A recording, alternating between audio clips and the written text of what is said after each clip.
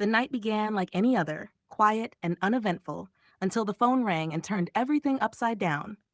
The voice on the other end belonged to a police officer, calm, professional, yet delivering words that felt impossible to believe.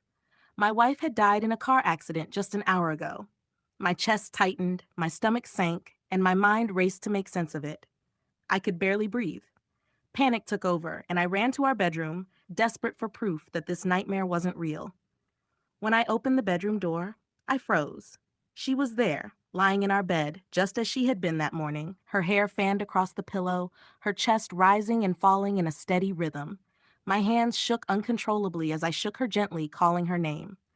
Her eyes fluttered open, confusion and alarm crossing her face as if she too didn't understand what had just happened. I'm fine, she whispered, her voice soft but shaky.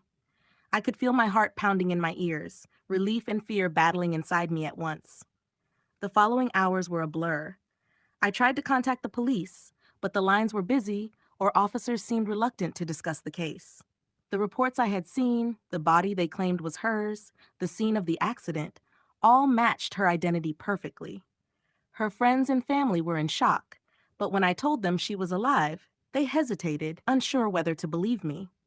Even her colleagues seemed puzzled, some insisting there must have been a mistake, others quietly fearful. As the days passed, the mystery deepened.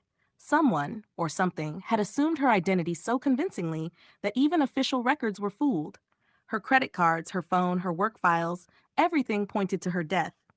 And yet, the woman in our bed was alive, sitting across from me at dinner, brushing her hair, laughing at our children's jokes. The surreal contrast between the outside world and our home made me feel trapped in a waking nightmare. We had to be cautious. Every phone call, every knock at the door became a source of tension. Strangers seemed too curious, too intrusive, and it was clear that the authorities had no explanation.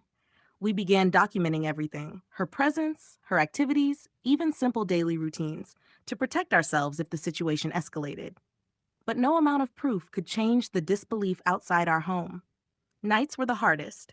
I lay awake, staring at her sleeping beside me, grappling with the fear that someone or something was out there posing as her, and that the world might never understand. Each morning brought a mix of relief and dread, a fragile balance between normal life and the constant awareness that reality had fractured in a way that was impossible to explain. Living through it changed everything. Every conversation, every shared moment, every hug was tinged with a new intensity. Love, once taken for granted, became urgent and precious. Fear became part of our daily rhythm, but so did resilience.